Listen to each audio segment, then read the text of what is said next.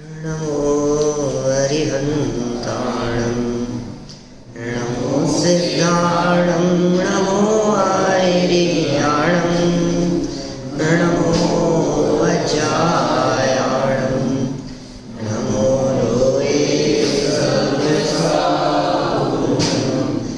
मंगलं भगवान् वीरो मंगलं गौतमो गणी मंगलं कुन्दाद्यो जैन धर्मोऽस्तु मंगलं सर्वमंगलमांगल्यं सर्वकल्याणकारिकं प्रधानं सर्वधर्माणां जैनं जयतु शासनं जैनं जयतु शासनं।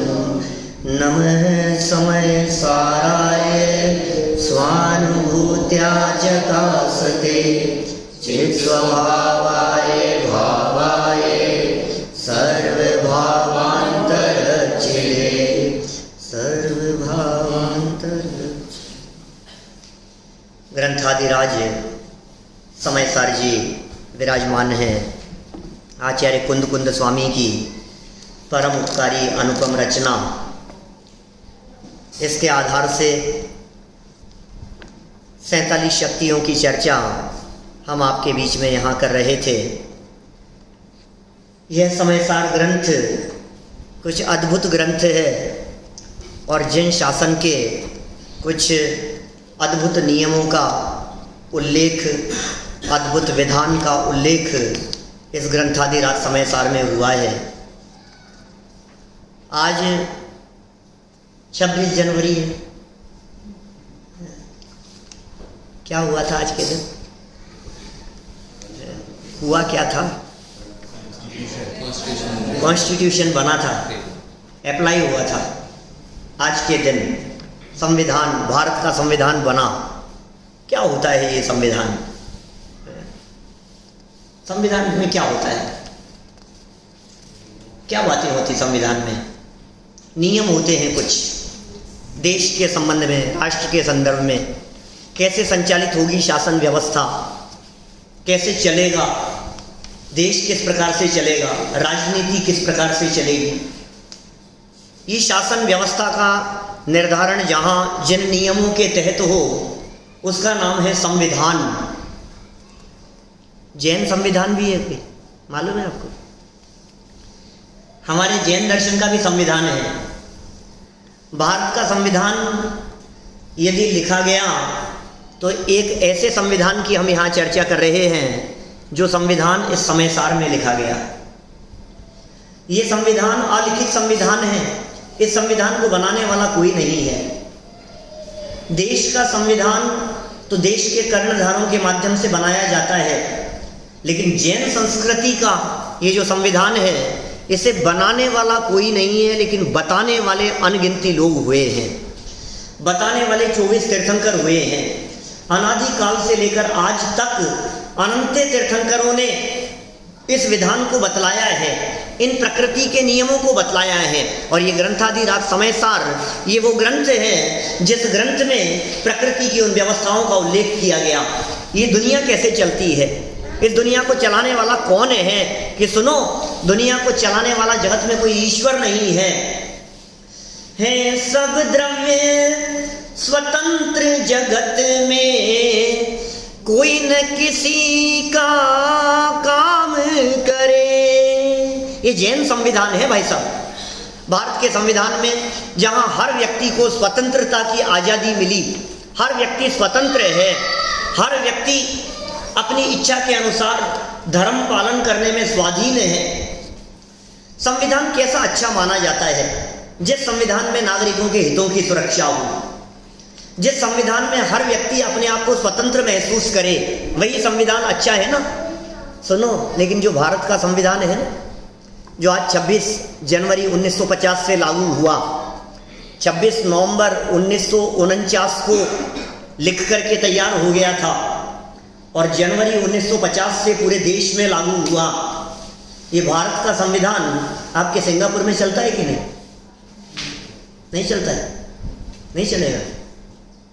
भारत का संविधान सिंगापुर में नहीं चलता और यहाँ का संविधान भारत में नहीं चलता, वहाँ का संविधान किसी दूसरे देश में नहीं चलता। लेकिन हम जिस संविधान की बात कर रहे हैं, इन समय सार की गाथाओं के आधार पर ये संविधान जीव मात्र पर लागू होता है, और जीव मात्र पर नहीं, जन जन पर लागू होता है, और जन जन ही नहीं, कण कण पर लागू होता है।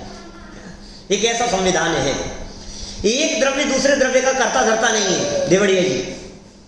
सारे द्रव्य स्वतंत्र हैं, हर वस्तु स्वतंत्र है। वस्तु की स्वतंत्रता का उद्घोष जो समय सार की गाथाओं में आचार्य कुंद स्वामी ने किया, अमृत चंद्राचार्य देव ने जो शक्तियों का निरूपण किया, प्रत्येक जीव पे लागू हो रहा है। हर जीव में अनंत शक्तियां हैं, ये बात है यहाँ। एक कैसा अद्भुत विधान है। जब कभी हम भारत के संविधान को देखते हैं तो हम ऐसा महसूस करते हैं, कितना उत्कृष्ट संविधान है। हर व्यक्ति को प्रधानमंत्री बनने की आजादी है, हर व्यक्ति बन सकता है ना प्रधानमंत्री। ये संविधान में लिखी है ना ये बात, उसकी प्रोसेस भी लिखी है, उसकी विधि भी लिखी है, उसकी प्रक्रिया भी लिखी है, कौन से नियमों के तहत व्यक्ति प्रधानमंत्री बन सकता है। कि सुनो, वहां तो प्रधानमंत्री बनने की बात लिखी है, और यहाँ जैन संविधान में परमात्मा बनने की बात लिखी है। ये जैन संविधान ये कहता है कि हर व्यक्ति परमात्मा बन सकता है, हर व्यक्ति में भगवान बनने की सामर्थ्य है। जैसे वहां प्रधानमंत्री, राष्ट्रपति, मिनिस्टर पद, समझ लो आप, सांसद कैसा होना चाहिए, विधायक किस तरह का हो सकता है, हर चीज का उल्लेख किया है। उसी तरह से हमारे यहाँ इस जैन संविधान में ये जीव परमात्मा कैसे बन सकता है, ये मुनि कैसे बन सकता है, सम्यक दृष्टि कैसे होते हैं, वेद विज्ञानी कैसे होते हैं, चतुर्थ गुणस्थानवर्ती कैसा होता है, पंचम गुणस्थानवर्ती कैसा होता है, उसकी लाइफ स्टाइल कैसी होती है, उसका जीवन किस प्रकार का होता है, कितनी कर्म प्रकृतियों का बंधन होगा और कितनी की बंध विच्छित्ति हो जाएगी। मैं कभी कभी सोचता हूँ ये कैसी बातें लिख दी है, ये कैसा विधान है। ये आप और मैं दोनों एक समान, निगोदिया और मुझ में किसी प्रकार का कोई अंतर नहीं। जिस प्रकार भारत की नागरिकता जिस व्यक्ति के पास में है, आप लोगों के पास में भी होगी, या यहाँ की है, वहां की भी तो होगी, भारत की है। भारत की नागरिकता यदि आपके पास में है तो आपको इतने प्रकार के अधिकार मिलेंगे। आप भारत के नागरिक हैं तो आपको इतने प्रकार की सुविधाएं हैं। हम ये कह रहे हैं कि यदि आप जीव मात्र हैं, जो भारत के नागरिक हैं सभी समान है ना, समानता का अधिकार है ना हमारे संविधान में। स्त्री हो या पुरुष हो, समानता का अधिकार है ना। लेडीज भी जा सकते, प्रधानमंत्री बन सकती है ना। यहां भी कह रहे हैं जीव मात्र को समानता का अधिकार है। हमारे इस संविधान में प्राणी मात्र को समानता की बात कही गई। निगोदिया जीव में भी साकेत भाई वे ही शक्तियां हैं जो शक्तियां हमारे में मौजूद हैं। जिन 47 शक्तियों की चर्चा हम यहां कर रहे हैं, वो जीवत्व पना, जिन कल शक्तियों की हमने थोड़ी बहुत चर्चा की थी, कुछ शक्तियों की, ये जीवत्व पना ये निगोदिया जीव में है या नहीं है? गाय भैंस में है या नहीं है? कुत्ता बिल्ली कीड़े मकोड़ों में है या नहीं है जीवत्वपना? ये जीवत्वपना प्रत्येक जीव में लागू हो रहा है। हर जीव में जीवत्वपना है। और चिति और दृष्टि और ज्ञान और सुख ये किसमें नहीं है? हर जीव में है। जिस तरह से प्रत्येक मनुष्य समान है भारतीय संविधान में, उसी तरह से हमारे जैन संविधान में प्रत्येक जीव मात्र समान है। कोई जीव अलग नहीं होते। भगवान महावीर स्वामी ने क्या बात कही शिक्षाओं में? पहली शिक्षा, सभी आत्माएं समान हैं, कोई छोटा बड़ा नहीं है। ये बालक दिखाई दे ना, छोटे बच्चे, ये बच्चे नहीं है, इनमें भी वही परिपूर्ण तत्व विराजमान है जो इस देह वाले में विराजमान है। जैसी शक्तियां हमारे में वैसी शक्तियां बच्चों में, जैसी शक्तियां हमारे में वैसी शक्तियां तिर्यंच गति के जीव में, वैसी ही शक्तियां एकेंद्रीय जीव में, वैसी ही शक्तियां निगोदिया के पास में। ये कैसी बात कह रहे हैं यहाँ? ये जैन दर्शन किस प्रकार की बात करता है? ये कुछ अद्भुत बातें नहीं लगती है आपको? ये जो स्वतंत्रता बतलाई है, हर व्यक्ति स्वतंत्र है। हस्बैंड वाइफ है, फैमिली में 4 लोग हैं, चारों लोग अलग अलग पार्टी को वोट दे सकते हैं कि नहीं? चारों लोग अपनी अपनी मान्यता और विचारों के अनुसार धर्म अंगीकार कर सकते हैं या नहीं, धर्म का पालन कर सकते हैं कि नहीं। ये स्वाधीनता और स्वतंत्रता का अधिकार है ना भाई साहब। हमारे देश में, भारत देश में, यहां नहीं होगा सिंगापुर में आपके, लेकिन भारत में जितनी स्वाधीनता और स्वतंत्रता है, कहीं ना कहीं ये स्वतंत्रता की बात ये धार्मिक परिवेश से ही निकल करके आई है ना। ये शास्त्रों के आधार पर मुझे ये कहते हुए अत्यंत प्रसन्नता की अनुभूति होती है कि हमारे भारतीय संविधान की हस्तलिखित जो प्रति है, मूल प्रति, उस प्रति के पेज नंबर 63 पर भगवान महावीर स्वामी का फोटो है तपस्या करते हुए। भारतीय संविधान में भगवान महावीर स्वामी को एक उच्च दर्जा दिया गया। भगवान महावीर स्वामी की अहिंसा को, उनके सदाचार को, उनकी नैतिकता को, उनके सिद्धांतों को, वो जो वैल्यूज हैं उसे बहुत महत्व दिया गया। और वो भगवान महावीर स्वामी द्वारा बतलाए गए ये सिद्धांत हमें नहीं पता है। एक भारतीय नागरिक होने के नाते वहाँ के संविधान और नियमों की जानकारी होनी चाहिए कि नहीं हमारे को। ये बात अलग है कि किसी ने पढ़ा नहीं होगा, लेकिन वहाँ का कानून क्या है, कानून व्यवस्था किस प्रकार की है, इसकी जानकारी होनी चाहिए नहीं। तो मैं ये कह रहा हूँ कि जैन होने के नाते हमें जैन संविधान की खबर होनी चाहिए या नहीं। कभी गहराई से विचार करते हैं आप कि ये दुनिया कैसे चल रही है, इस दुनिया को चला कौन रहा है, इसे बनाया किसने है। यदि कोई बनाने वाला नहीं है तो फिर कोई तो संचालक होगा इसका, कोई तो चलाता होगा, किसी के निर्देशन में तो ये व्यवस्थाएं चलती होगी। तो आचार्य कुंद स्वामी इन गाथाओं में ये बात कहते हैं कि नहीं भाई, कोई भी इस शासन व्यवस्था को चलाने वाला नहीं है। हर द्रव्य स्वतंत्र रीति से अपना कार्य करने में पूरी तरह से समर्थ है। मैं आपसे पूछता हूं, पीकॉक के पंखों में कलर किसने भरा? बोलो। मयूर पीछी, उसे इतना कोमल किसने बनाया? उसकी जो गर्दन का कलर है वो कितना सुंदर ब्लू कलर दिखाई देता है हमारे को, किसी ने भरा होगा। कितने सुंदर उसके पंखों में डिजाइन बनाई होगी, किसी ने तो किया होगा। ये मक्का के दाने किसने सेट किए और किसने उनको कपड़े पहनाए? कवर। अनार के दाने किसने सेट किए? किस तरह से सेट होता है देखो आप, ये प्रकृति की व्यवस्था। ये प्रकृति कितनी सुंदर है। ये प्राकृतिक व्यवस्थाएं जितनी सुंदर हुआ करती है उतनी कृत्रिम व्यवस्थाएं सुंदर नहीं हो सकती है। ये प्राकृतिक व्यवस्थाओं की चर्चा यहाँ कर रहे हैं हम। ये प्रकृति से है। कोई जीव भव्य है तो प्रकृति से है, कोई जीव अभव्य है तो प्रकृति से है। कोई ये बात कहे इनको अभव्य किसने बना दिया, इनको भव्य किसने बना दिया? कि सुनो भाई, अभव्य को भव्य नहीं बनाया जा सकता और भव्य को अभव्य नहीं बनाया जा सकता। ये प्रकृति ही उसकी इसी प्रकार की है। ये शाश्वत व्यवस्था है। भले ही शक्तियां पूरी की पूरी हो उसमें, अभव्य जीव में भी ये सारी शक्तियां होगी जिन शक्तियों की हम यहाँ चर्चा कर रहे हैं। जीवत्वपना उसमें भी है, चिति उसमें है। 3 नंबर क्या था? दृष्टि। 4 नंबर ज्ञान, अभव्य में है या नहीं है? और 5 नंबर सुख, ये है या नहीं अभव्य में? सब है। माने अभव्य जीव हो या भव्य जीव हो, प्रत्येक जीव में ये शक्तियां लागू हो रही है। क्या गजब की बात कही है। ये भगवान महावीर स्वामी द्वारा प्रतिपादित संविधान है। ये संविधान बनाया नहीं है, अनादिकाल से है और अनंत काल तक रहने वाला है। ये वो संविधान है जहां प्रकृति के नियम है। हर वस्तु को परिणमन करने में स्वाधीनता है। हर वस्तु अपने स्वतंत्र योग्यता से परिणमन करेगी, किसी का हस्तक्षेप नहीं चलेगा भाई साहब। हर व्यक्ति को अपने अपने कर्म का फल मिलेगा। जो व्यक्ति संविधान का पालन करेगा उस व्यक्ति को परमात्मा बनने का अधिकार होगा, वो अल्पकाल में परमात्मा बन जाएगा। और जो इस संविधान का उल्लंघन करेगा उसे चतुर्गति की जेल मिलेगी, उसे सजा मिलेगी। होना चाहिए कि नहीं ऐसा? जो संविधान के विरोध में काम करे उसका क्या होगा? जेल होगी, उसको सजा मिलेगी उसको।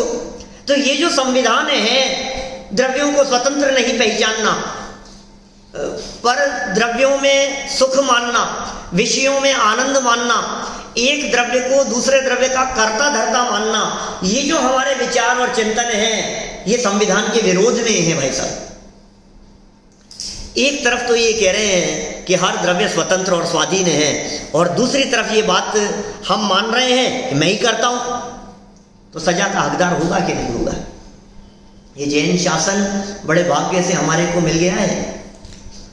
ये संविधान, अकृत्रिम संविधान, ये हमारे को जानने का अवसर मिल गया है। हम बहुत भाग्यशाली हैं जो जिन शासन की छत्र छाया में पल रहे हैं। हम बहुत भाग्यशाली हैं जो जिन धर्म को अपने जीवन में उतारने का अवसर हमारे को मिल गया है। हम बहुत भाग्यशाली हैं जो हमें ऐसे गुरु मिल गए, हमें ऐसे परमात्मा मिल गए जो हमारे को भक्त नहीं कहते हैं, जो हमारे को भगवान कह करके पुकारते हैं। हमें ऐसे गुरु मिल गए जो ये कहते हैं कि तुम परमात्मा हो, तुम साधारण व्यक्ति नहीं हो, तुम परमात्मा हो, तुम में परमात्मा बनने की सामर्थ्य है, तुम मेरे बगल में आकर के बैठ सकते हो, तुम भक्त बने रहो, ऐसी तुम्हारी योग्यता नहीं, तुम्हारे में योग्यता ऐसी है कि तुम मेरे बगल में आकर के अनंत काल तक विराजमान हो। ऐसे परमात्मा हमारे को मिल गए। भगवान हमें भगवान देख रहे हैं, हम उन्हें पर्याय दृष्टि से देख रहे हैं, और वे हमें द्रव्य दृष्टि से देख रहे हैं। ये कहता है मैं कितना स्वाधीन हूं, जैसे जो खाता पीता हूं। कि भाई सुन, जैसे जो खाने पीने का अधिकार नहीं है तुझे, यहां अधिकार स्वतंत्रता का है। 6 द्रव्य हैं और 6 द्रव्य अपना अपना कार्य अपनी योग्यता से करते हैं। कैसे करते हैं कि उनमें एक शक्ति है, उस शक्ति का नाम है वीर्य शक्ति।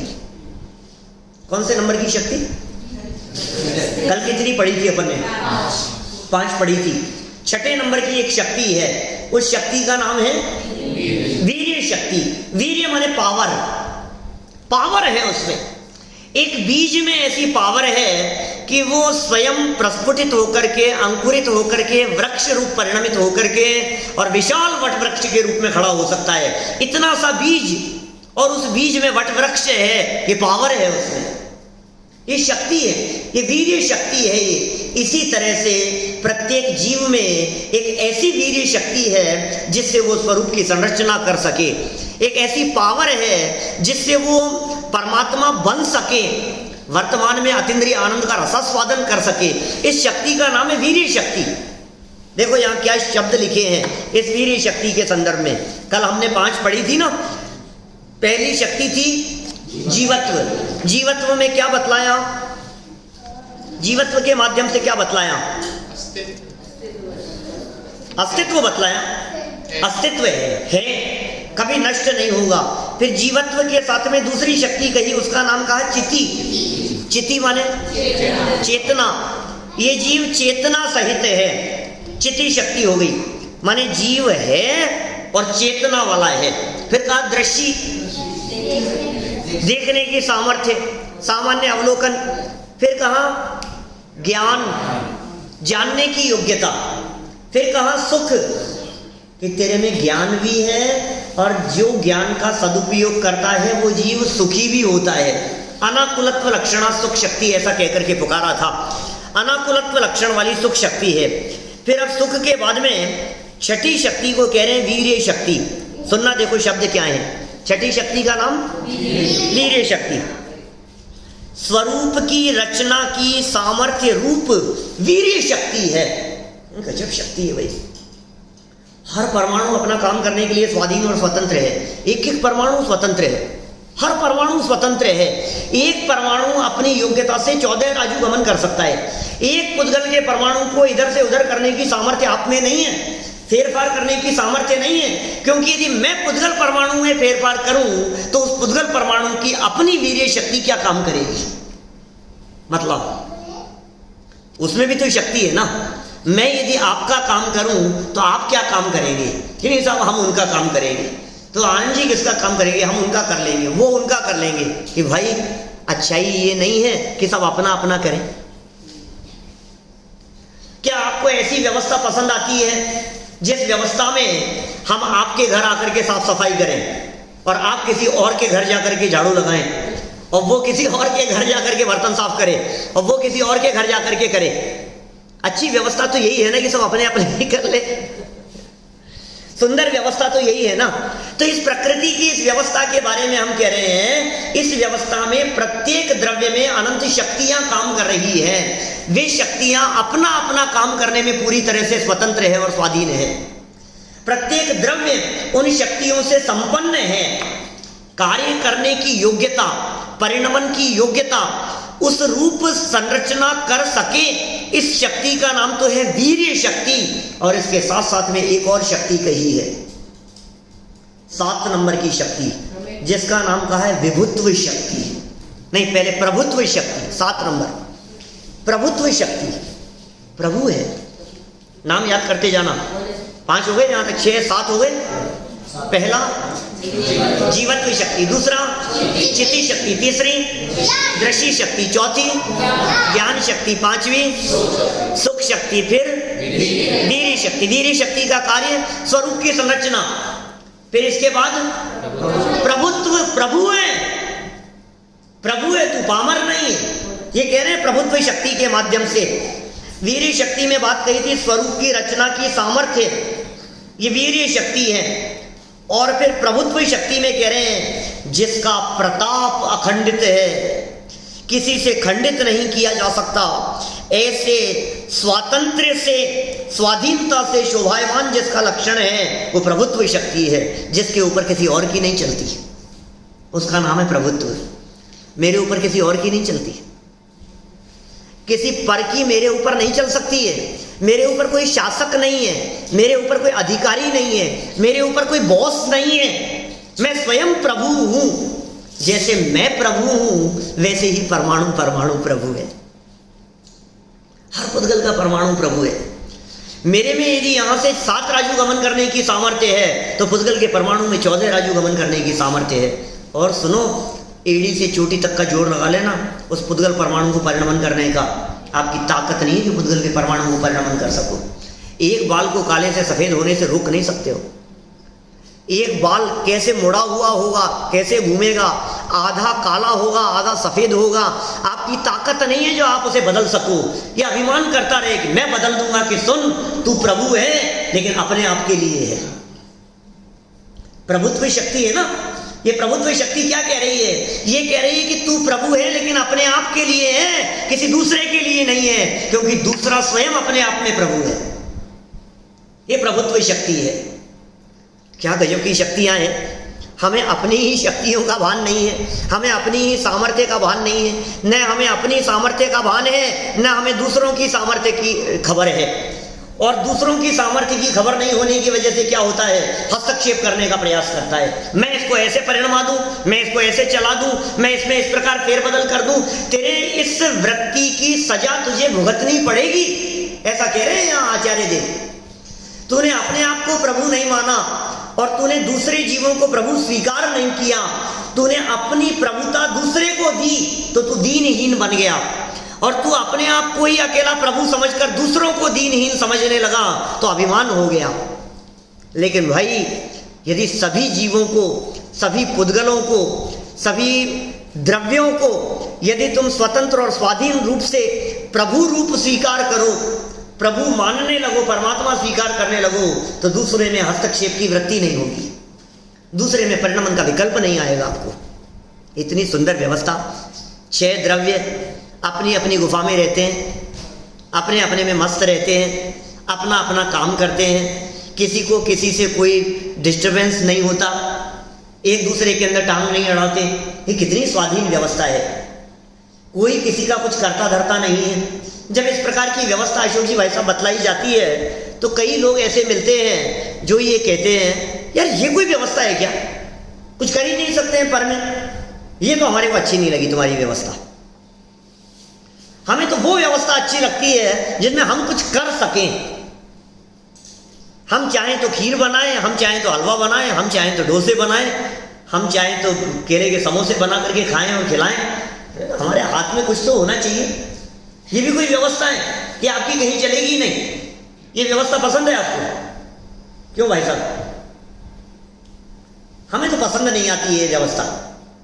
प्रवीण भाई, हमें तो ऐसा लगता है हमें ये व्यवस्था पसंद नहीं आती है। हमें तो वो व्यवस्था पसंद आती है जहां हमारी कुछ चले। मंदिर में हमारी चलती ही नहीं है, हम क्या करें वहां जाकर के? हमारी चले तो हमारी चलनी चाहिए। सुनो, ये 6 द्रव्यों की व्यवस्था ऐसी है जहां नहीं चलती है। ये सच्ची व्यवस्था है, ये वास्तविक व्यवस्था है, ये असली व्यवस्था है। तुम चलाओ ना, कहां कहां चला रहे हो, नहीं चल सकती है।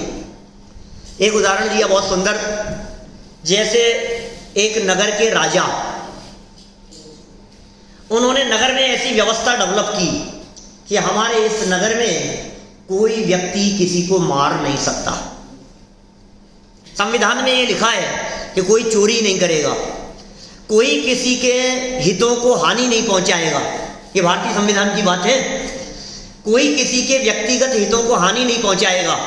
और जैन संविधान की बात है कि एक जीव दूसरे जीव को किसी प्रकार का नुकसान नहीं पहुंचाएगा। ये जैन संविधान अहिंसा, नैतिकता, सदाचार, वस्तु स्वरूप विचार खुशी से, जो भी मेरी भावना बोल रहे थे हम, ये जैन संविधान है। न्याय मार्ग से कभी न पद डिगने पावे, ये संविधान है हमारा। न्याय मार्ग, न्याय क्या है? सब स्वाधीनता से काम करे। मैं बात कर रहा था किसी एक ऐसे नगर की, जिस नगर की ऐसी व्यवस्था है कि कोई किसी को मार नहीं सकता, कोई चोरी नहीं कर सकता। सुनिए आपने ये बात, किसी को चोरी करने की स्वाधीनता नहीं है, कोई बेईमानी नहीं कर सकता, कोई लूटमार नहीं कर सकता। मैं आपसे पूछता हूं, वो नगर कैसा है? आपको कैसा लगता है? यदि कोई देश ऐसा हो, कोई नगर ऐसा हो जहां की व्यवस्थाएं इस तरह की हो, जहां कोई चोरी नहीं करेगा, किसी के घर में ताले नहीं लगेंगे, लॉक नहीं लगाया जाएगा, बेईमानी नहीं होगी, अनीति अन्याय नहीं होगा, लूटमार नहीं होगी, कोई किसी को मार नहीं सकता, कोई किसी को धोखा नहीं दे सकता, ऐसी व्यवस्थाएं नयन भाई पसंद आती है कि नहीं? ऐसी यदि कहीं की व्यवस्था हो तो आप क्या कहेंगे? बोलो, क्या कहना है आपका? अच्छी है कि खराब है? आपको कैसी लग रही है? कुछ बोलिए तो सही देवड़ी जी। अच्छी है ऐसी व्यवस्था? और ऐसी अच्छी व्यवस्था को जो आपको अच्छी लग रही है, कोई व्यक्ति ये कहे कि मुझे पसंद नहीं है यार ये व्यवस्था, ये भी कोई बात हुई? कोई किसी की जेब भी नहीं काट सकता। ये बात कौन कहेगा भैया? ये बात कौन कह सकता है? जिसकी नीयत में खोट है, जिसकी नीयत में बेईमानी है, वो व्यक्ति ये कहेगा कोई किसी की चोरी नहीं कर सकता है, ये भी कोई बात हुई? कोई किसी को धोखा ही नहीं दे सकता है, ये तो मुझे पसंद नहीं आ रही है बात। कोई किसी को मार ही नहीं सकता है, ये तो अच्छी नहीं है बात। देखिए आप, दुनिया में जब कोई किसी के साथ में अन्याय, अनीति, बेईमानी नहीं करता है तो सारा जगत उसे अच्छा कहता है। और यदि किसी को वो व्यवस्था पसंद नहीं आती है, इसका मतलब ये है कि वो अपराधी व्यक्ति वाला व्यक्ति है, अपराध प्रवृत्ति वाला व्यक्ति है। इसी तरह से हम ये कह रहे हैं कि हमारे यहाँ इस पूरे विश्व में 6 जाति के द्रव्य रहते हैं। इन 6 जाति के द्रव्यों में से एक द्रव्य को दूसरे द्रव्य में किसी तरह की टांग अड़ाने का कोई राइट नहीं है। बोलो, आपको ये व्यवस्था पसंद आती है क्या? आपको लगता है कि ये व्यवस्था अच्छी है? हाँ यार, ये भी कोई बात हो गई, ऐसा कैसे? तो भाई समझ लेना हम किस प्रकार की वृत्ति वाले व्यक्ति हैं।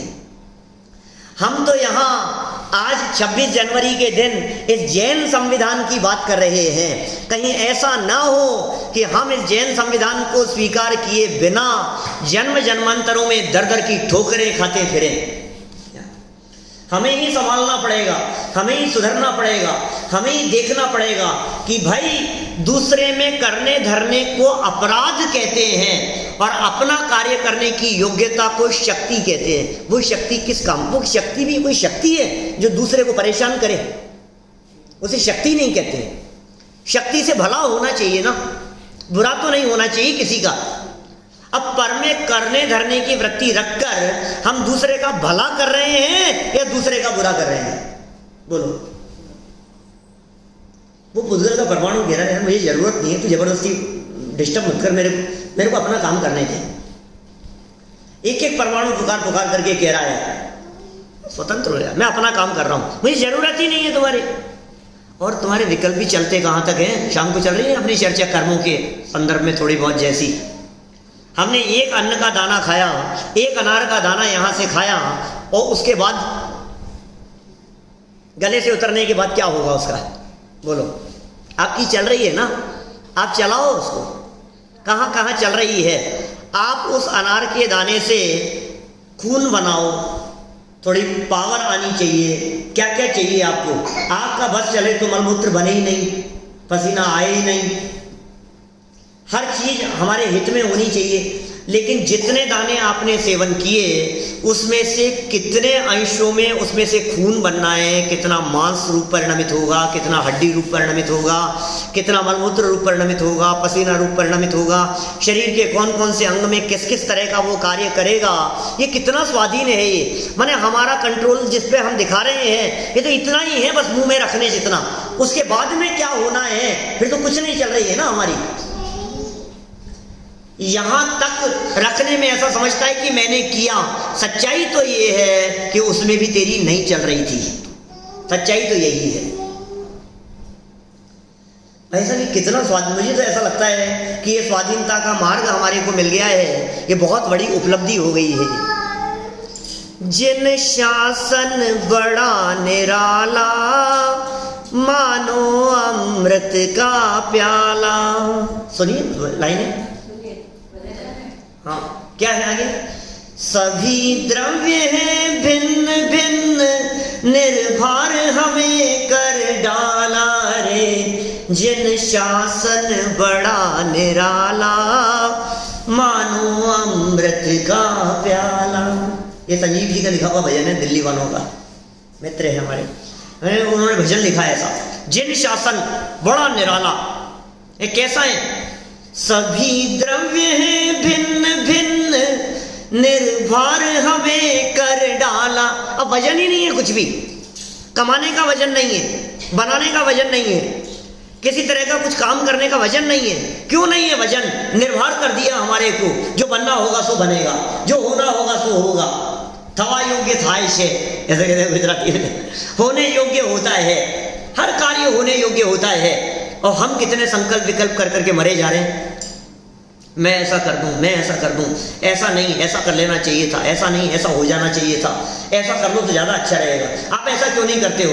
उनको कहो ऐसा कर ले, उन्होंने ऐसा क्यों कर लिया, उन्होंने अलग क्यों कर लिया, इन्होंने ऐसा क्यों कर लिया। अरे तुम जबरदस्ती के विकल्प करते हो खाम खा के, इन विकल्पों से काम नहीं होता। ये कहते हैं अमृत चंद्राचार्य देव यहाँ, कार्य विकल्पों से नहीं होता, मूर्ख व्यर्थ ही बोझा ढोता। ये मूर्ख है जो जबरदस्ती बोझा ढो रहा है। ये प्रभुत्व शक्ति हमारे को विश्वास दिला रही है कि तू अपना कार्य करने के लिए स्वयं प्रभु है। ये कौन सा काम करने के लिए? अब जब पर मैं कुछ कर ही नहीं सकता हूं तो फिर कौन सा काम करने की स्वाधीनता रह गई? कि क्यों अपना कार्य करने में संतुष्टि नहीं है तुझे? मैं अपना काम सही रीति से कर सकूं, इसमें तेरे को संतुष्टि नहीं हो रही है। तुझे ऐसा लग रहा है कि पर मैं ही कुछ करूं। क्यों करना चाहता है पर में? प्रभुत्व शक्ति हर वस्तु की प्रभुता की बात कर रही है। हर वस्तु प्रभु है। जैसा उसमें लिखा ना स्वयंभू, प्रवचन सार की 16वीं गाथा स्वयंभू वाली गाथा है। हर वस्तु स्वयंभू है। यहां कह रहे हैं हर जीव स्वयंभू है। हम भी स्वयंभू हैं, हम भी परमात्मा हैं और आप भी परमात्मा हो। तो इस 7वीं शक्ति में प्रभुत्व की बात कही और 8वीं नंबर की शक्ति में और गजब की बात कह दी, विभुत्व है। कि साहब आप जिस प्रभु की बात कर रहे थे ये प्रभु रहता कहाँ है? 7वीं शक्ति में जिस परमात्मा की बात कही, हर जीव परमात्मा है, सर्व शक्ति संपन्न है, अनंत शक्ति संपन्न है, ऐसा प्रभु है। वो प्रभु रहता कहाँ है? वो प्रभु कौन सी जगह पर रहता है? तो कहा अपने गुण धर्म और शक्तियों में व्याप्त तो होकर रहता है। इसका नाम है विभुत्व शक्ति। क्या 8वें नंबर की शक्ति है। इस शक्ति का नाम क्या कहा? विभुत्व। 7 नंबर क्या थी? प्रभुत्व। माने प्रभुत्व प्रभुता संपन्न है और विभुत्व वैभव संपन्न है। ये कैसा वैभव है इसका? ये परमात्मा है तो दरिद्री बना फिर रहा है। तुम कह रहे हो परमात्मा है कि नहीं नहीं, इसके वैभव की तुम्हें खबर नहीं है। कैसा वैभव है इसका? कि कैसा वैभव है इसका? कि ज्ञान में दर्शन, दर्शन में चारित्र, चारित्र में सुख, अन्य अनंत गुण एक दूसरे में व्याप्त होकर के रहते हैं। ये विभुत्व शक्ति का काम है। एक गुण का रूप दूसरे गुणों में। आत्मा में ज्ञान कहाँ है? ज्ञान कहाँ है बेटा आत्मा में? कौन सी जगह पर है? यहाँ होगा, यहाँ टॉप फ्लोर पर, ऊपर है क्या? ज्ञान तो यहाँ है। दर्शन आंखों में होगा, चारित्र हाथ पांव में होगा, ऐसा है। चारित्र की चर्चा चलती है तो आपको हाथ पांव की क्रियाएं दिखाई देती है, ऐसा लगता है ना? जब भी हम ज्ञान की बात करते हैं, ज्ञान में थोड़ी सी बुद्धि कहाँ है तुम्हारी? ज्ञान ज्ञान ज्ञान ज्ञान कहते हैं, हमारा हाथ से हाथ चला जाता है। क्या सौधर्मेंद्र महाराज, क्या अवधि ज्ञान का प्रयोग करो, तो क्या क्या किया आपने? यहाँ यहाँ हाथ लगा लो। अवधि ज्ञान के प्रयोग के लिए या दिमाग पे हाथ लगाया जाता होगा, ऐसा होता होगा आनंद? अवधि ज्ञान से देखो, ये मेरे सिंहासन को कौन हिला रहा है? अवधि ज्ञान का प्रयोग करने लगे सौधर्मेंद्र। अवधि ज्ञान का प्रयोग, ये यहाँ से, यहाँ अवधि ज्ञान है, इस जगह पर है। और ऐसा यहाँ कोई बटन है जो तो हाथ से दबाएंगे तो अवधि ज्ञान चालू हो जाएगा, ऐसा तो नहीं है ना। कुछ सर्वांग है ना, अनंत गुण है। अनंत गुण यदि है और आत्मा के प्रदेश, आत्मा के रहने का एरिया यदि वो असंख्यात प्रदेश है, प्रदेश असंख्यात, एरिया छोटा और गुण अनंत, तो फिर ज्ञान गुण के हिस्से में कितना बड़ा प्लॉट आएगा? कितने बड़े प्लॉट में रहेगा? ज्ञानचंद जी कहाँ रहेंगे? दर्शन लाल जी कहाँ रहेंगे? चारित्र सागर जी का क्या होगा? कहाँ रहेंगे वो?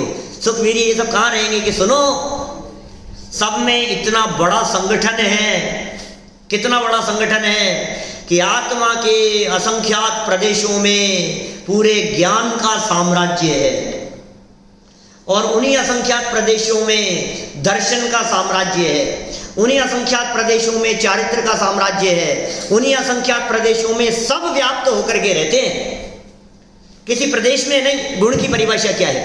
बालबोध पाठमाला बोलो, बालबोध पाठमाला भाग 3 पाठ 6, द्रव्य गुण पर्याय। गुण किसे कहते हैं?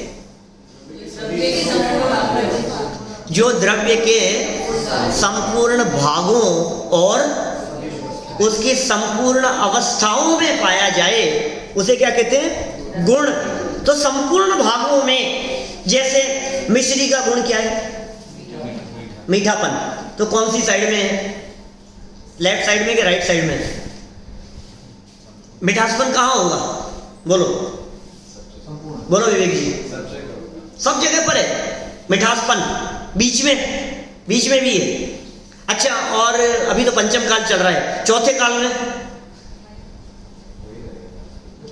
हर क्षेत्र में और हर काल में रहे, हर अवस्था में रहे, उसके टुकड़े हो जाएं तो भी मिठास, उसकी पूरी डली है तो भी मिठास, उसके प्रदेश प्रदेश में, उसके चप्पे चप्पे में जो व्याप्त हो वो उसका गुण है। नमक की डली में खारापन कौन सी जगह पर है? सफेदी कौन सी जगह पर है? सब जगह पर है। तो आत्मा में ज्ञान कौन सी जगह पर है? एड़ी से चोटी तक सब जगह। अच्छा, सब जगह पर ज्ञान है तो फिर दर्शन के लिए, रहने के लिए जगह वो है या नहीं? फिर ज्ञान के रहने के लिए जगह, सुख के रहने के लिए जगह, वीर्य के रहने के लिए जगह, उसके लिए जगह है या नहीं? कि सुनो, ये संगठन है, असंख्यात प्रदेशों में अनंत गुण सब एक दूसरे के ऊपर व्याप्त होकर के रहते हैं। इस शक्ति का नाम है विभुत्व शक्ति। कुछ समझ में आ रही है? शक्तियों की कुछ चर्चा, आत्मा की शक्तियों की बात कर रहा हूं, शरीर में नहीं है। आत्मा को रहने के लिए किसी बाहरी क्षेत्र की जरूरत नहीं है, ज्ञान को रहने के लिए किसी बाहरी एरिया की जरूरत नहीं है। अपने असंख्यात प्रदेशों में व्याप्त होकर के रह सके ऐसी योग्यता सदा काल मौजूद है। उस योग्यता को विभुत्व शक्ति कहकर के पुकारते हैं। ये विभु है। देखिए, प्रभुत्व के साथ में विभुत्व को जोड़ा है। यहां एक परिवार में एक पिता के 4 पुत्र हैं और पिता के पास में समझ लीजिए 1 करोड़ की संपत्ति है। तो चारों बच्चे एक ही परिवार में एक साथ रहते हैं, सब अपने आप को करोड़पति अनुभव करते हैं कि नहीं? करोड़ों की संपत्ति हो तो करोड़पति अनुभव करेंगे कि नहीं? मान लो 2 करोड़ की संपत्ति है और किसी बच्चे से, वो कॉलेज में पढ़ रहा है, तो वो क्या फील करता है कि नहीं हम तो करोड़पति हैं? फील करता है ना बराबर। और दूसरा भाई वो भी अपने आप को करोड़पति महसूस करता है। माने अभेदता और अखंडता सभी एक में व्याप्त होकर के रहते हैं तो करोड़पति अनुभव करते हैं। और यदि वो कहें कि नहीं नहीं हमें तो बंटवारा कर दो, बंटवारा कर दिया तो क्या हो जाएगा भाई साहब? करोड़पति लखपति रह जाएंगे। माने जैसे ही उस करोड़ की संपत्ति के 4 हिस्से कर दिए गए तो फिर क्या हुआ आनंद जी? अब ये भी करोड़पति नहीं है, ये भी नहीं है, ये भी नहीं है और ये भी नहीं है। और चारों के करोड़पति होने के लिए क्या करें कि सब एक साथ एक ही संपत्ति में साथ में रहें तो सब करोड़पति हैं। हम ये कह रहे हैं ज्ञानचंद जी आत्मा के पूरे असंख्यात प्रदेशों में फैल पसर करके रहते हैं। दर्शन भी उन्हीं आत्मा के असंख्यात प्रदेशों में फैल पसर करके रहता है। वो भी मालिक है पूरे आत्मा का। आत्मा में कोई हिस्सा ऐसा नहीं है जहां दर्शन नहीं हो। आत्मा का कोई एरिया ऐसा नहीं है जहां चारित्र सुखवीर आदि नहीं हो। असंख्यात प्रदेशों में प्रत्येक प्रदेश पर ज्ञान का साम्राज्य जैसे है उसी तरह से दर्शन सुखवीर चारित्र सबका साम्राज्य है। इस साम्राज्य की चर्चा कर रहे हैं। इस विभुत्व शक्ति में ज्ञान में दर्शन का रूप, दर्शन में अस्तित्व का रूप, क्या क्या विभुत्व शक्ति है। और एक दूसरे में रूप है इसलिए संगठन है, एकता है, यूनिटी है। कैसा संगठन है? अस्तित्व किसको टिकाए रखने का काम करेगा? बोलो, अस्तित्व को या ज्ञान को भी? ज्ञान जानने का काम करे तो ज्ञान ज्ञान को जाने, ज्ञान दर्शन को कैसे जानेगा? समझ में आ रही है बात? श्रद्धा अकेले श्रद्धा का काम करे तो अकेले श्रद्धा गुण में ही श्रद्धा है कि अन्य अनंत गुणों में श्रद्धा हो सकती है? अस्तित्व जो टिकाए रखने का काम कर रहा है तो अपने को ही टिकाता है कि अन्य अनंत गुणों को भी टिकाता है? वस्तुत्व अपना अपना कार्य कर सके, द्रव्यत्व परिणमन कर सके। 6 सामान्य गुण पढ़ा रहा हूं। 6 सामान्य गुण ख्याल में है ना? किस किस के ख्याल में है? 1 2 6 सामान्य गुण नहीं क्या? अस्तित्व, वस्तुत्व, द्रव्यत्व, प्रमेयत्व, अगुरु लघुत्व, प्रदेशत्व। ऐसी योग्यता है भाई साहब? थोड़ा तो पढ़ो जैन संविधान को। क्या ये जैन संविधान में कही गई बातें हैं? ये हमारे यहाँ कही गई बातें हैं ये, जिनमें वस्तु के स्वरूप को बतलाया है, बहुत बारीकी से बतलाया है। भारत का संविधान पूरे विश्व के संविधानों में सबसे बड़ा संविधान है, मालूम है आपको? लिखित संविधान सबसे बड़ा संविधान है। और उस संविधान में, भारत के संविधान में एक एक बात को इतना खोल खोल करके क्लियर कट लिखा गया है। ऐसा होगा, इस तरह का होगा, ऐसा नियम, ये इस तरह का, ये ऐसा, ये पद्धति, इस तरह के राज्य इस तरह से बंटवारा होगा, ऐसे बनेगा, ऐसी इस तरह की शासन व्यवस्था चलेगी, उसके इतने इतने हर तरह से हर बात को बहुत ढंग से क्लियर समझाया है। और हमारे यहाँ जैन शासन जो शाश्वत अकृत्रिम व्यवस्था इस संविधान की, इसमें भी वस्तु के स्वरूप को इतना बारीकी से समझाया है कि एक एक पर्याय की स्वाधीनता की चर्चा करते हैं। एक समय की पर्याय दूसरे समय की पर्याय से भिन्न है, स्वतंत्र है। एक पर्याय दूसरे पर्याय से अप्रभावित रहती है। एक पर्याय पर दूसरे पर्याय का असर नहीं होता।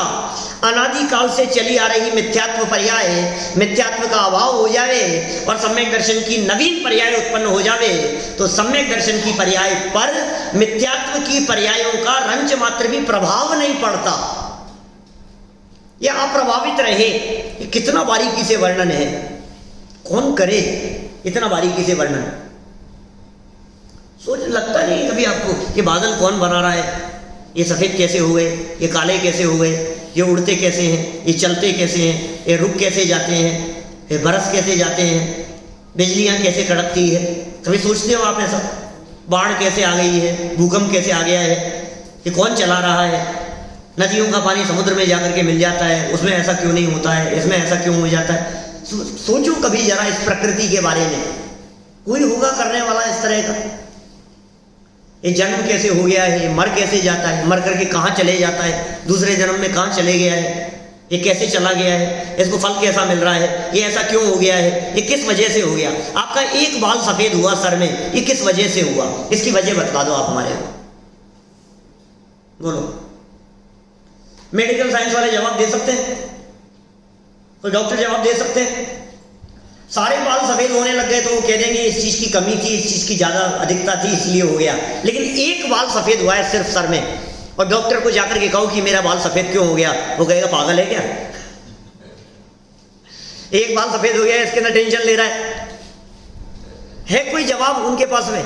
कोई जवाब नहीं है साइंटिस्ट लोगों के पास में इस बात का जवाब कि ये जीव मर क्यों जाता है, मरने के बाद कहाँ चला जाता है, ये बॉडी जो है ये निष्क्रिय क्यों हो गई है, ये चल क्यों नहीं रही है, इन बातों का कोई जवाब है। लेकिन है एक संविधान, ऐसा जैन संविधान जिसमें हर वस्तु के परिणमन की स्वतंत्र योग्यता को उसकी शक्तियों के माध्यम से बारीकी से बताया गया है।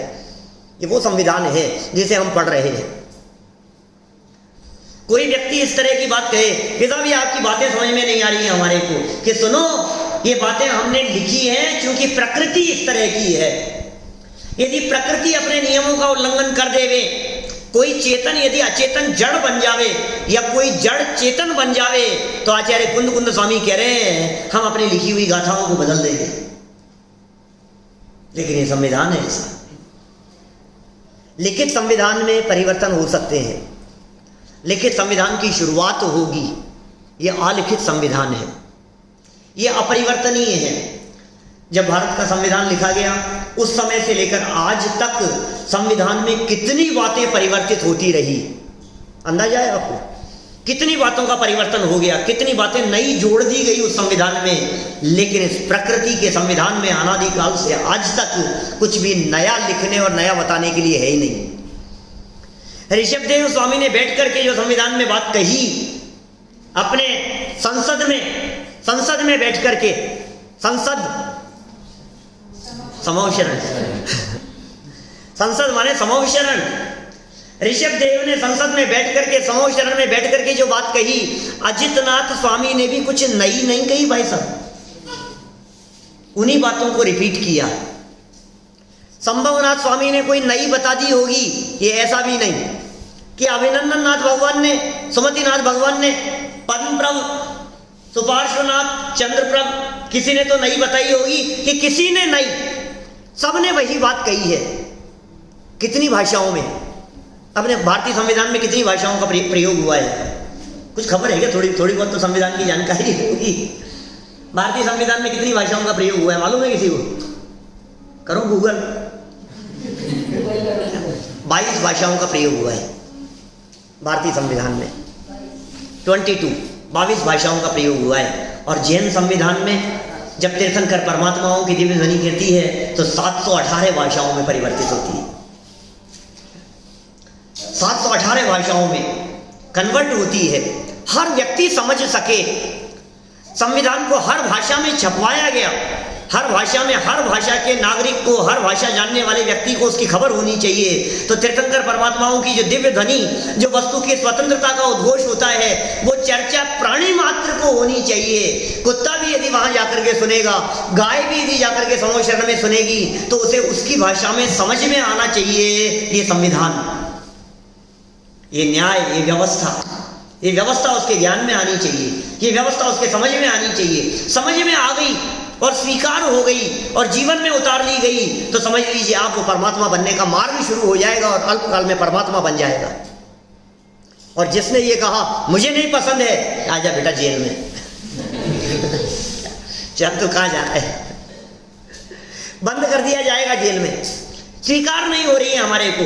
हम चतुर्गति में यदि अनादिकाल से परिभ्रमण कर रहे हैं तो उसके पीछे एकमात्र कारण है कि हमें ये स्वीकार नहीं है कि प्रत्येक द्रव्य का स्वतंत्र परिणमन हो रहा है।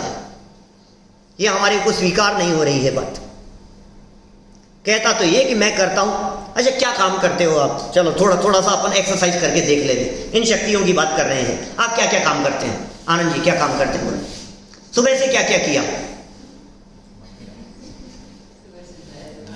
सुबह से नहाए धोए, मंदिर आए, पूजन करी, द्रव्य चढ़ाया, बराबर सब आपने किया है ना।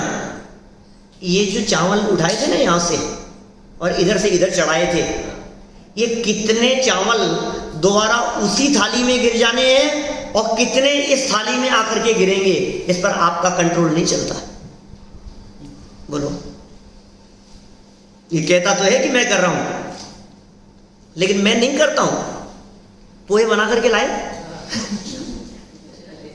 चाय बना करके लाए, कितने शुगर के दाने उसके अंदर गिरेंगे। चम्मच तो आपने देख ली, 1 स्पून 2 कितनी डालनी है उसमें, ये तो आपने गिन ली, लेकिन उसमें कितने दाने होंगे ये कौन देख रहा है, ये कौन चला रहा है। आप तो रोटी बहुत अच्छी सेकते हो, बहुत अच्छी बनाते हो, लेकिन ध्यान रखना, एक बार जो रोटी बना दी है ना, दूसरी रोटी वैसी बना नहीं सकते आप, वैसी बन नहीं सकती है, अलग साइज की होगी।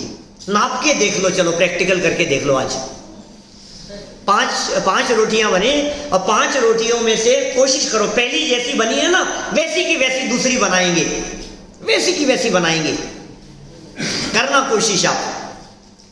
बनने के बाद उसकी, बेलने के बाद उसकी साइज नापना, साइज आपको कम ज्यादा नजर आएगी। उसका वेट करना, इसमें 10 ग्राम ज्यादा है, इसका 25 ग्राम ज्यादा है, इसका 5 ग्राम कम है। कितने परमाणु उसमें जाने हैं, सबकी सिकाई एक जैसी नहीं है, सब एक जैसी नहीं फूलती है, सबके कॉर्नर्स एक जैसे नहीं है, सबकी थिकनेस एक जैसी नहीं है। हमें लगता है हम करने वाले हैं, ये व्यवस्था समझा रहे हैं यहाँ, ये स्वाधीन व्यवस्था को समझा रहे हैं यहाँ। ये कितनी स्वतंत्र व्यवस्था है, निर्भर कर दिया, निर्भर हमें कर डाला। ये कितनी सुंदर पंक्तियों की रचना हुई है उनके द्वारा। निर्भर कर दिया है, निर्भर कर डाला जिनेंद्र देव ने, जिनवाणी ने, इस तत्व ज्ञान ने, लेकिन तू निर्भर हुआ नहीं। जिनवाणी तो निर्भर करने के लिए लिखी गई, ये तत्व ज्ञान तो इसलिए था कि तू वजन मत ले, तू टेंशन मत ले, तो डिप्रेशन में मत आ जबरदस्ती। कौन करेगा, अरे सब होगा जो जैसा होना है, सारा काम अपनी योग्यता से होता है, किसी के करने से कुछ नहीं होता है। ये वजन अपने माथे पर से उतर जावे, ये माथे पर से वजन उतार देने के लिए है ये संविधान। कौन सी शक्ति की बात कर रहे हैं हम? विभुत्व। विभुत्व, विभुत्व में वैभव बतलाया है। कितना वैभव बतलाया है, अनंत गुणों का वैभव बतलाया है, अनंत शक्तियों का वैभव बतलाया है, अनंत सामर्थ्य को बतलाया है, और सबका रूप एक दूसरे में व्याप्त होकर के रहे, इसका नाम है विभुत्व शक्ति। याद रहेगी, हर वस्तु प्रभु है, ये प्रभुत्व शक्ति, और उसमें रहने वाले गुण धर्म एक दूसरे के ऊपर उनका रूप दिखाई देता है, इसका नाम है विभुत्व शक्ति। 8 हो गई। फिर कहा सर्वदर्शित्व शक्ति। आप में ऐसी शक्ति है कि साहब आप जिस व्यवस्था की बात कर रहे हो, आप जो ये कह रहे हो कि ये जो व्यवस्था है स्वतंत्र व्यवस्था है, स्वाधीन व्यवस्था है, कोई देख रहा है क्या इस व्यवस्था को? कि तुम में ऐसी सामर्थ्य है कि तुम देख सको, सबको सामान्य रूप से देख सको, एक ऐसी शक्ति है, वो सर्वदर्शित्व शक्ति है। और सभी वस्तुएं तुम्हारे ज्ञान का ज्ञेय बन सके, एक ऐसी शक्ति है, 10 नंबर की शक्ति, उसका नाम है सर्वज्ञत्व शक्ति। 9 नंबर सर्वदर्शित्व, 10 नंबर सर्वज्ञत्व। सर्वज्ञत्व शक्ति है हमारे में। 10 हो गई यहां तक। वापस देखो 10 कौन कौन सी? नंबर 1 जीवत्व, चिति, दृष्टि शक्ति, ज्ञान शक्ति, सुख शक्ति, वीर्य शक्ति, प्रभुत्व शक्ति, विभुत्व शक्ति, सर्वदर्शित्व शक्ति और सर्वज्ञत्व शक्ति। अरे भाई साहब, ये सर्वदर्शित्व और सर्वज्ञत्व नाम की शक्तियां कह रही है सारे जगत को आप अपने ज्ञान का विषय बना सकें, ऐसी योग्यता आप में है। ये सर्वज्ञ भगवान के ज्ञान में वस्तु की योग्यताएं, वस्तु के गुण, वस्तु की शक्तियां, वस्तु का परिणमन, अनादि काल से लेकर के अनंत काल तक का परिणमन, ये स्पष्ट रूप से उनके ज्ञान में झलक रहा है। देख करके कही है उन्होंने ये बात। भगवान की वाणी में जो बात आई है, ये सर्वज्ञता प्रकट होने के बाद आई है। यदि सर्वज्ञता नहीं होती तो कौन बताता? सर्वज्ञ नहीं होते तो कर्म सिद्धांत को कौन बतलाता? सर्वज्ञ नहीं होते तो वस्तु स्वरूप को कौन बतलाता? सर्वज्ञ यदि नहीं होते तो स्वर्ग नरक की व्यवस्थाओं को कौन बतलाता? सर्वज्ञ नहीं होते तो पंचमेरु और नंदीश्वर को कौन बतलाता? सर्वज्ञ यदि नहीं होते तो मुक्ति प्राप्त करने का मार्ग और विधि को बतलाने वाला कौन होता? ये सर्वज्ञ भगवान है जिनकी वाणी में मुक्ति प्राप्त करने की विधि आ गई है, ये प्रक्रिया बतला दी गई है। कितना सुंदर है ये हमारे जैन दर्शन का, जैन शासन का विधान, जिसमें भगवान बनने की पूरी प्रक्रिया बतला दी गई कि सुन, अपने अनादिकालीन मिथ्यात्व का त्याग कर, वेद विज्ञान कर, वेद विज्ञानी होकर आत्म अनुभव करते हुए सम्यक दर्शन की प्राप्ति कर। गुणस्थान चौथा होने के पश्चात व्रतादि को अंगीकार कर। घर गृहस्थी में रहते हुए परिग्रह का परिमाण कर, सीमा कर, मर्यादा बांध ले। संकल्पी हिंसा का त्यागी हो और अन्य प्रकार की हिंसा को विकल्प पूर्वक करने का विचार कर कि मैं कम से कम करूंगा। त्रस हिंसा का त्याग, वृथा स्थावर जीवों की विराधना न हो। उसके पश्चात अपनी अंतरंग अवस्था और भूमिका को बढ़ाते हुए मुनिव्रत अंगीकार कर, संयम अंगीकार कर, व्रताधिक अंगीकार कर, अपने स्वरूप में लीन हो और श्रेणी चढ़ता हुआ अल्पकाल में अरहंत अवस्था की प्राप्ति कर। ये विधि है। फिर सिद्ध अवस्था की प्राप्ति करके साधी अनंत काल के लिए सिद्धालय में विराजमान हो जा। ये विधि है, ये प्रक्रिया बतलाई है।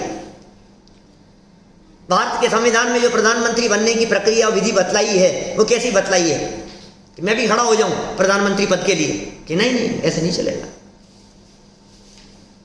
इतनी उम्र होनी चाहिए, फिर पहले ये इलेक्शन लड़ना चाहिए, फिर ऐसे जीतेगा, फिर वो चुनेंगे, फिर उनसे वो चुनेंगे, फिर तब जाकर के फिर वो आगे बढ़ करके ऐसी अवस्था में जाकर के फिर तू प्रधानमंत्री बनेगा। ऐसे तू राष्ट्रपति बन सकता है। उनके लिए पर्टिकुलर योग्यताएं बतलाई गई है। ऐसे ही मोक्ष जाने के लिए, परमात्मा अवस्था प्रकट करने के लिए कुछ विशेष योग्यताओं की चर्चा की है। वे योग्यताएं क्या क्या हैं? बोले रत्नत्रय विधान कर रहे हैं ना अपन, रत्नत्रय विधान। ये रत्नत्रय ये मार्ग है और रत्नत्रय की पूर्णता वो मंजिल है। इसलिए भाई साहब ये 10 तक की बात कही हमने, और ये बातें निकल करके कहां से आई है? सर्वज्ञता से, सर्वज्ञ भगवान की वाणी से। इस स्वाधीन व्यवस्था को स्वीकारें, इस स्वाधीन व्यवस्था को पहचाने।